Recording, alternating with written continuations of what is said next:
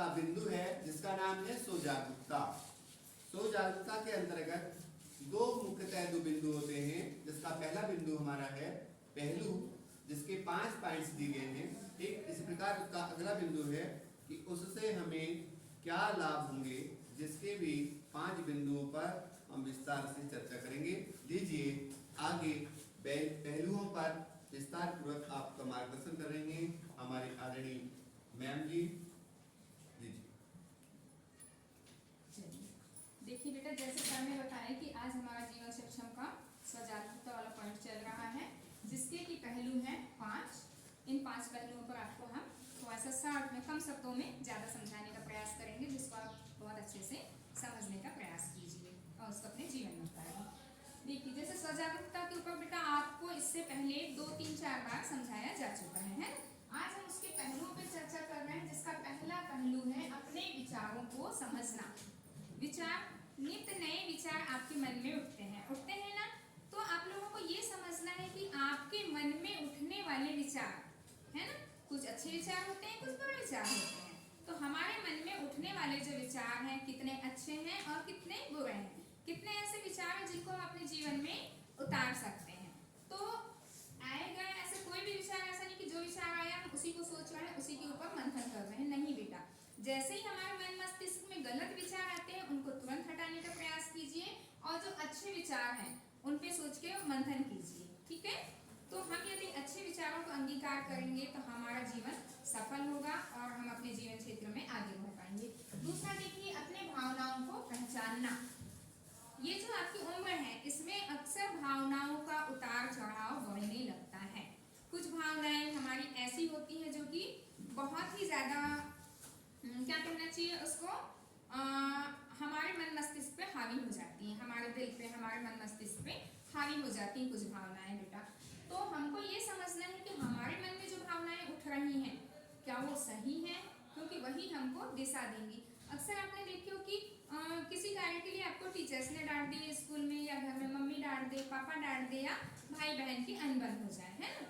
उस वक्त कभी कभी क्या होता है, कुछ बच्चे मैं देखती हूँ क्लास में थोड़ा सा डांट दी टीचर तो गंगा यमुना बहने लगती है ना। हाँ, तो उसके बाद आपने देखिए थोड़ी देर के बाद नॉर्मल हो जाते हैं, सॉरी मैम, सॉरी सर, हमसे गलती हो गई, है ना। तो यही है भावनाओं का उतार चढ़ाव। कुछ देर पहले हमारे मन में कुछ गलत भावनाएं आई, हमने गलत कार्य को किए, उसके बाद हमको डांट पड़ी, थोड़ा सा रो लिए, फिर हमको लगा यार हम जो सोच रहे थे वो गलत था, है ना, हमारी वो जो भावनाएं थी वे गलत थी। तो बेटा, भावुकता में हमको किसी भी चीज को सत्य नहीं मानना है जीवन में। ये जो भावनाओं का उतार चढ़ाव इस उम्र में जो होता है, ये बहुत ही खतरनाक होता है। तो हमको अपनी भावनाओं पे नियंत्रण पाते आना चाहिए, प्रत्येक बच्चे और बच्ची को, है ना। मन में तो बहुत सारी भावनाएं उठती हैं, है ना।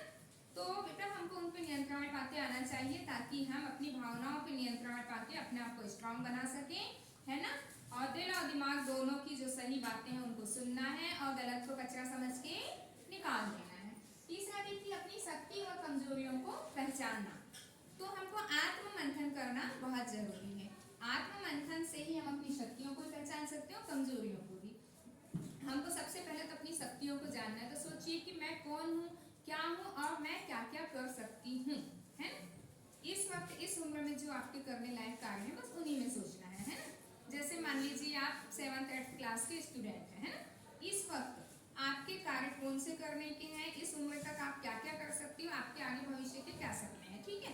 तो आपको अपनी शक्तियों को पहचानना है बेटा, कि हमारे अंदर कौन सी प्रतिभा छुपी हुई है।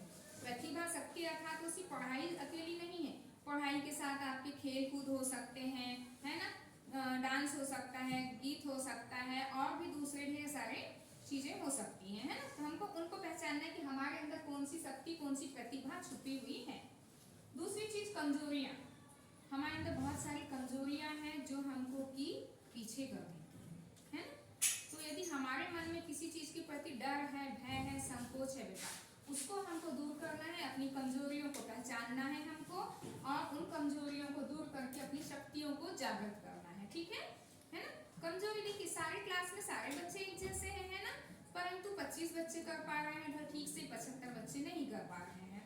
तो बेटा ये सोचना है कि जब मेरे साथ के 25 बच्चे बहुत अच्छा प्रदर्शन कर पा रहे हैं, तो हम क्यों नहीं, हम भी उन्हीं में से एक हैं।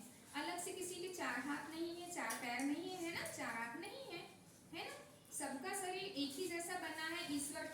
बहुत सुंदर करती हैं आप, जो ईश्वर ने आपको बनाया है।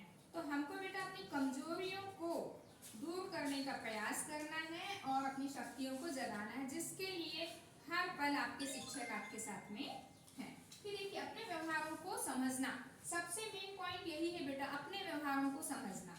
यदि हम अपने व्यवहारों को समझते हैं, भाई अब कैसे समझेंगे, तो देखिए हम सभी को ये लगता है कि सामने वाले ने मेरे साथ ऐसा कर दिया, वैसा कर दिया, मुझे ऐसा कर दिया, है ना। तो बेटा सबसे पहले तो हमको दूसरों के साथ वह व्यवहार नहीं करना है जो हमें अपने लिए पसंद नहीं है। दूसरों के साथ वही व्यवहार करें जो कि हम स्वयं के लिए दूसरों से चाहते हैं या उम्मीद करते हैं, है ना। क्योंकि हमारे व्यवहार यदि दूसरों के साथ अच्छे हैं तो भाई सामने वाले का व्यवहार भी हमसे अच्छा होगा।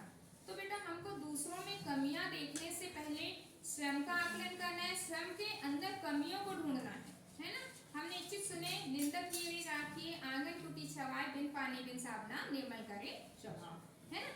यदि कोई हमारी दूसरा बुराई कर रहा है, हमारी कमजोरियां गिना रहा है, तो उसका हमें बिल्कुल बुरा नहीं मानना चाहिए, बल्कि हमको अपने व्यवहारों में उन चीजों को हटा देना चाहिए जो गलत है, और हमारा व्यवहार दूसरों के प्रति बहुत अच्छा होना चाहिए और स्वयं के प्रति भी हमको वफादार होना है।